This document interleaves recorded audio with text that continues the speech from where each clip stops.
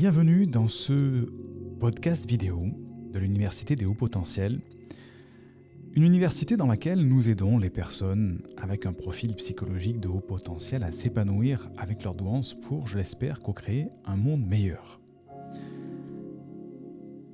Aujourd'hui, on va parler de tests de QI et on va aller à la source même de la personne qui, on va dire, a mis en place les tests de QI, les tests d'intelligence en France. On va explorer une conférence que le professeur, c'est un professeur, Jacques Grégoire, a faite, que j'ai suivie et qui est extrêmement intéressante si tu te poses des questions sur le haut potentiel. Et on va essayer de trouver des réponses pour que justement ça puisse t'aider dans ta quête, dans ton exploration de cette douance, dans cet atypisme que tu vis peut-être. Alors avant de commencer, tu sais que tu peux dès à présent télécharger une première formation offerte pour apprendre à canaliser ton haut potentiel et t'épanouir avec ta douance. Tu peux aussi prendre un rendez-vous pour passer un bilan psychologique, on va en parler, ou pour prendre rendez-vous avec un de nos coachs, psychologues spécialisés pour les hauts potentiels. Toutes les informations sont en description. Alors c'est vrai que souvent, nous, on reçoit des personnes à l'université qui se posent beaucoup de questions par rapport au test d'intelligence.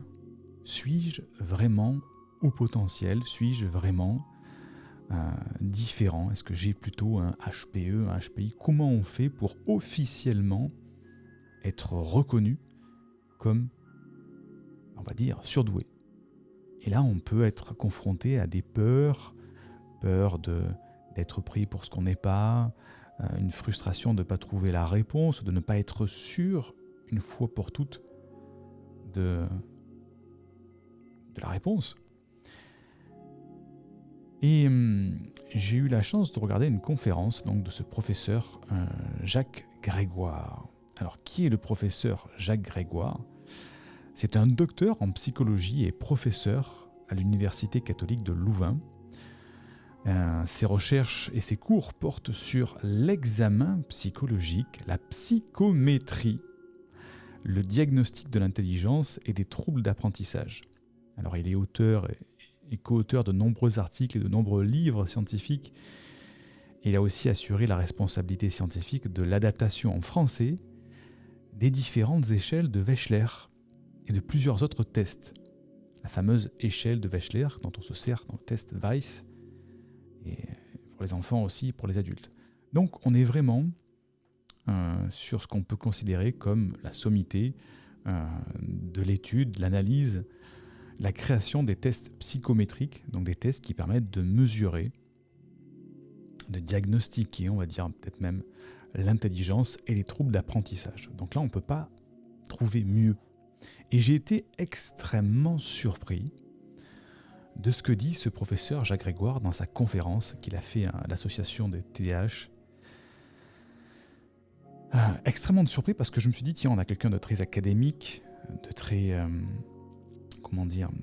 très dans le système, et je vais bien sûr avoir une conférence dans laquelle ce monsieur, comme beaucoup de psychologues, ne va jurer que par le test Weiss 4 pour les adultes, le WISC pour les enfants, qui fait, on va dire en quelque sorte, référence dans le monde clinique de la psychologie. Eh bien, ça a été beaucoup plus nuancé que ça.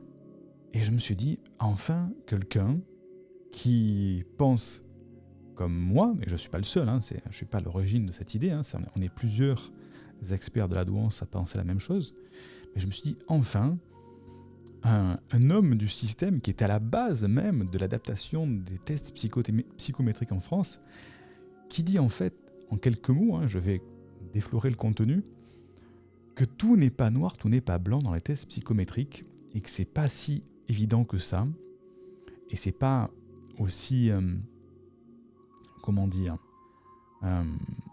ces tests-là ne sont pas si parfaits que l'on pourrait l'imaginer.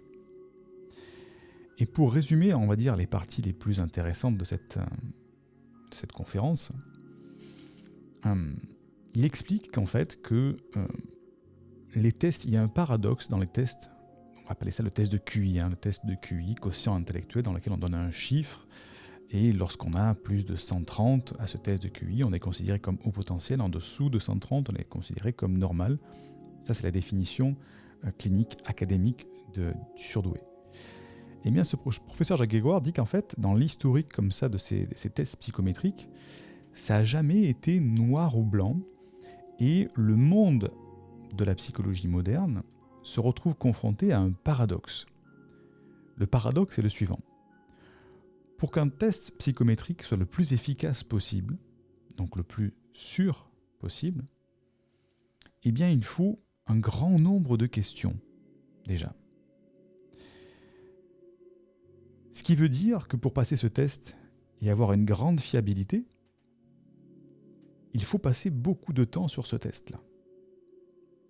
Donc il explique l'exemple d'un psychologue qui a mis en place un certain test qui était relativement pertinent, mais qui demandait 6 heures pour passer ce test, c'est-à-dire quasiment une journée de travail. Donc en fait, et ce test, on est arrivé à quelque chose de très proche de la réalité, mais il fallait 6 heures. Donc déjà, premier paradoxe, pour qu'un test psychométrique soit le plus fiable possible, il faut poser un maximum de questions, 6 heures, et le problème, c'est que ce n'est pas adaptable dans un cabinet de psychologie. Effectivement, on ne peut pas demander à un psy de bloquer une journée entière pour passer un test psychométrique, soit, c'est clair, il ne gagnerait pas sa vie, soit sinon, le test psychométrique serait excessivement cher pour couvrir une journée de travail d'un psychologue. Donc, le monde académique, on va appeler ça comme ça, a été obligé de réduire le nombre de questions pour que ce test puisse se passer en moins de temps et qu'il soit viable, tout en restant relativement efficace. Et c'est le mot relatif qui met l'ambiguïté. Ça, c'est le premier paramètre, le premier paradoxe. Deuxième paradoxe, c'est que les tests psychométriques, là le professeur Jacques Grégoire l'explique clairement, ne mesurent que l'aspect très cognitif et performance du cerveau. Dans un test de QI, on mesure la compréhension verbale, on mesure le raisonnement visuo-spatial, on mesure le raisonnement fluide, la mémoire de travail et la vitesse de traitement. Et il dit, là-dedans, il y a une partie qu'on ne mesure pas, c'est l'intelligence émotionnelle, c'est l'intelligence artistique, c'est ces facettes de l'intelligence qu'on ne mesure pas du tout. Et en plus, on base ces tests de QI sur l'aspect très cognitif, très performant du cerveau, c'est-à-dire la mémoire de travail et la vitesse de traitement. Donc ce qui fait que, est-ce que c'est de l'intelligence ? Lui aussi est d'accord pour dire qu'en fait, la définition même de l'intelligence, on le sait, elle ne fait pas consensus dans le monde scientifique. C'est quoi vraiment l'intelligence ? Et chacun a une définition différente. Donc déjà, ça c'est moi qui ouvre une parenthèse, mais comment faire en sorte de mesurer l'intelligence si on n'est pas d'accord sur la définition même de l'intelligence ? C'est Jean-Marc Jancovici qui est pas du tout dans ce monde-là, mais qui est un ingénieur qui dit si vous n'arrivez pas à définir un problème, vous ne pouvez pas trouver de solution. Parce que si on ne définit pas le problème, la solution elle tombe toujours à côté. Dans ce cas-là, si on ne définit pas ce qu'est l'intelligence, déjà c'est compliqué d'avoir des tests qui mesurent l'intelligence si on n'est pas d'accord sur la définition même de l'intelligence. Fin de parenthèse. Donc ce professeur Jacques Grégoire nous dit qu'il y a plusieurs paradoxes dans ces tests psychométriques et que c'est pas noir, c'est pas blanc. Et que certains psychologues qui faisaient des recherches sont arrivés en se disant on devrait en fait mesurer plutôt un indice d'aptitude générale, ce qu'on appelle l'IAG, qui se baserait beaucoup plus sur l'aspect, on va dire un petit peu plus, je ne vais pas dire holistique, mais sur les capacités plutôt souples du cerveau, malléables du cerveau, et pas juste sur l'aspect performance. Mais il explique que dans ce cas-là, donc on va mesurer la compréhension verbale, le raisonnement visuo-spatial, le raisonnement fluide, et là on a déjà une appréciation de l'intelligence, mais on met de côté à ce moment-là la mémoire de travail et la vitesse de traitement, qui sont aussi des paramètres de l'intelligence. Donc j'ai trouvé ça très intéressant, cette conférence, et la conclusion, en tout cas l'aboutissement que je voudrais te proposer par rapport à ça, c'est d'être sûr et certain qu'en fait les tests psychométriques, y compris les nôtres à l'Université de Potentiel, ne sont pas paroles d'évangile du tout. ce sont des indicateurs pour te mettre sur le bon chemin.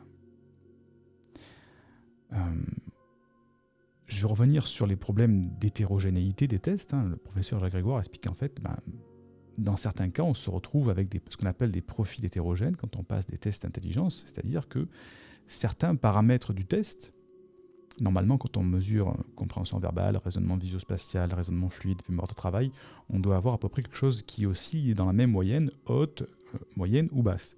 Si on a des fulgurances, ou au contraire des descentes dans ces moyennes de ces indices que l'on mesure, eh bien on dit dans le jargon scientifique que le profil psychologique est hétérogène, à l'inverse de homogène. Donc il y a trop de différences, et à ce moment-là, on ne peut pas se prononcer, le psychologue ne peut pas vraiment se prononcer sur ce test-là. En tout cas, il ne peut pas annoncer de chiffre de QI, parce qu'il y a quelque chose qui bloque. Ça veut dire qu'en fait, dans le fonctionnement du cerveau, il y a une incohérence dans les résultats, parce que normalement, quand quelqu'un est intelligent, il a une moyenne d'intelligence supérieure, une moyenne d'intelligence moyenne ou une moyenne d'intelligence faible. Mais pas des différences comme ça. Et donc, on se retrouve encore une fois avec certaines personnes qui passent ces tests de QI et qui se retrouvent avec un profil hétérogène. Et nous, on en a dans l'université des hauts potentiels qui revient avec ça. Et donc, ils se retrouvent un petit peu, comme dit l'expression, une main devant, une main derrière. Et qu'est-ce que je fais maintenant ? Je ne sais pas quoi faire.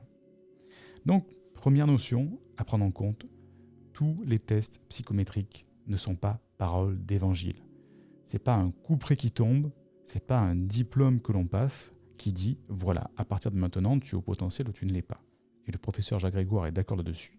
Il dit très clairement qu'au-dessus de 130, on trouve des personnes qui ont un très haut QI et qui ne sont pas au potentiel. Et en dessous de 130, on trouve des personnes qui sont aussi au potentiel mais qui n'ont pas un QI élevé. Donc, le test de QI n'est qu'un indice dans le parcours d'introspection d'un haut potentiel qui va lui permettre de le mettre sur le chemin, de valider ou d'invalider certaines hypothèses. Mais ce n'est pas la fin en soi. Ça, c'est la première information que je voulais te donner. Deuxième information importante par rapport à tout ça, et ça je le crie sans arrêt sur les toits, c'est que le test de QI ou le test psychométrique ou le bilan de douance, quel qu'il soit, quelque nom que tu puisses avoir, ce n'est pas la finalité. Une fois qu'on va te remettre ce document, qu'il soit très succinct ou très complet comme chez nous, je fais un petit peu d'autopromotion aussi quand même, quel que soit le rendu de ce document-là, qu'est-ce que tu vas en faire ? Tu vas l'accrocher à ton bureau derrière pour dire « j'ai mon diplôme de haut potentiel ». À quoi ça va te servir ? Ça sert à rien. Alors certains bilans sont intéressants. Nous, on essaie de faire en sorte que ça donne le plus d'informations pour aider dans ce chemin d'introspection et donner des voies d'exploration pour aller explorer soi-même son fonctionnement. Mais d'autres ne le font pas. Et c'est surtout, c'est la deuxième notion que je voudrais faire passer aujourd'hui, c'est le chemin qu'il y a après ce bilan qui est très important.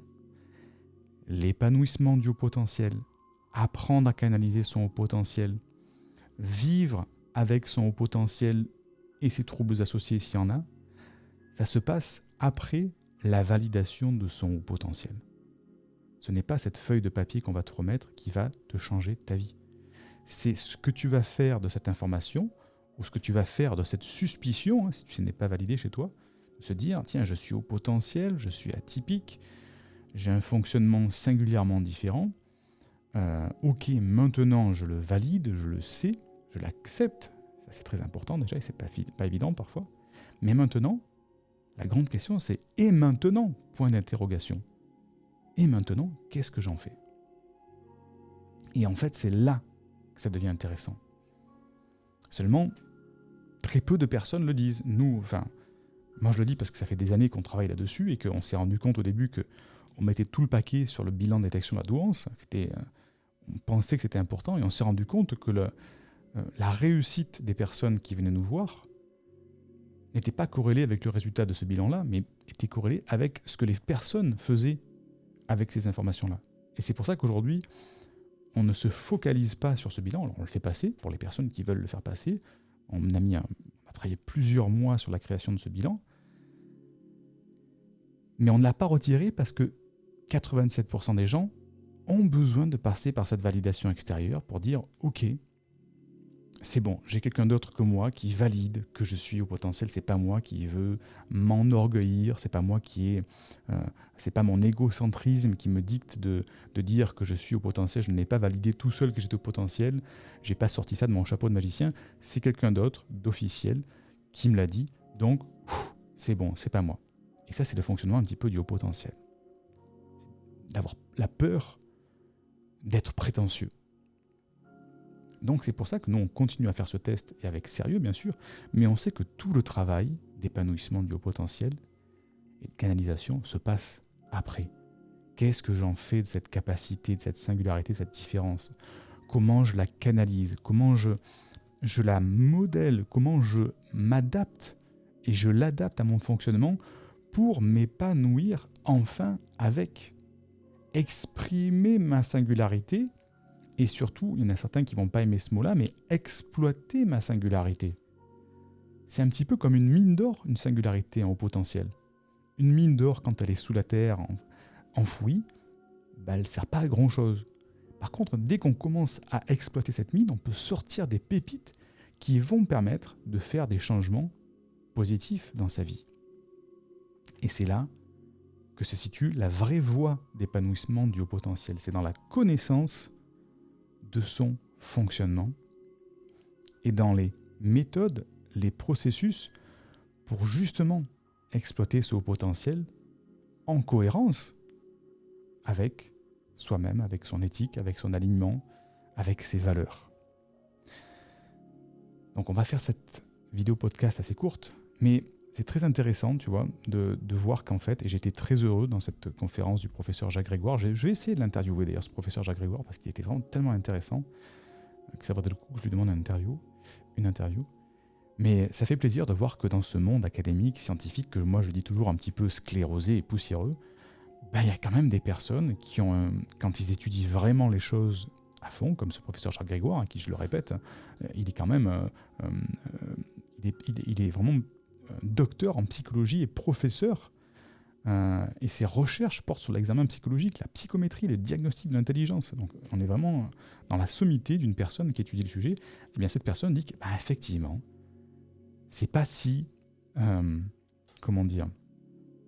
tous ces examens ne sont pas si extraordinaires en fait. Ils sont très utiles, mais c'est difficile d'avoir quelque chose d'efficace et de le rendre aussi utilisable au quotidien pour un psychologue ou un expert. Donc, petit résumé, pour repartir avec ces pépites. Premièrement, c'est que les tests psychométriques, les examens de douance ne sont pas paroles d'évangile. Il faut que tu valides par toi-même ta douance. Je ne dis pas qu'il ne faut pas les faire.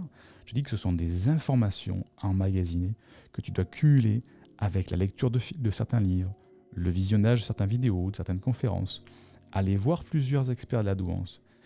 Et au bout d'un moment, te dire, je me fais ma propre validation par rapport à tout ce que j'ai vu. C'est le propre du haut potentiel, d'arriver à modéliser, synthétiser. Ok, j'accepte que je suis au potentiel. Il y a assez de signaux, de preuves en quelque sorte, que je suis singulièrement différent. Et deuxième information, deuxième pépite, c'est que il faut vite la passer cette étape-là. C'est pas la plus importante. La plus importante, c'est après. Ça va être dans l'introspection et l'apprentissage de ton mode de fonctionnement qui va te permettre de t'épanouir après. Je te remercie d'avoir écouté cette vidéo podcast. Pense à mettre un petit like pour remercier le travail de cette vidéo qui est offerte. Tu sais qu'en description, il y a toujours une formation offerte qui te permet de canaliser ta douance. Et je voudrais te parler aussi d'une pack de formation qu'on a remis au goût du jour justement, par rapport à justement ces tests de douance. On a en description de cette vidéo un pack de formation qui s'appelle le mode d'emploi du haut potentiel. Là, tu vois, on ne peut pas tomber mieux. Le mode d'emploi du haut potentiel qui est un pack de 3 formations qui, si vraiment tu te sens attiré, tu sens que c'est le moment pour toi d'aller plus loin dans cette introspection, eh bien va justement t'apprendre le contenu de ce haut potentiel, ton mode d'emploi du haut potentiel, et ça va te permettre justement de peut-être valider une bonne fois pour toutes que tu as une différence, une singularité, un haut potentiel, et surtout, tu vas avoir les outils de compréhension pour canaliser cette douance. En tout cas, c'est ce que je te souhaite.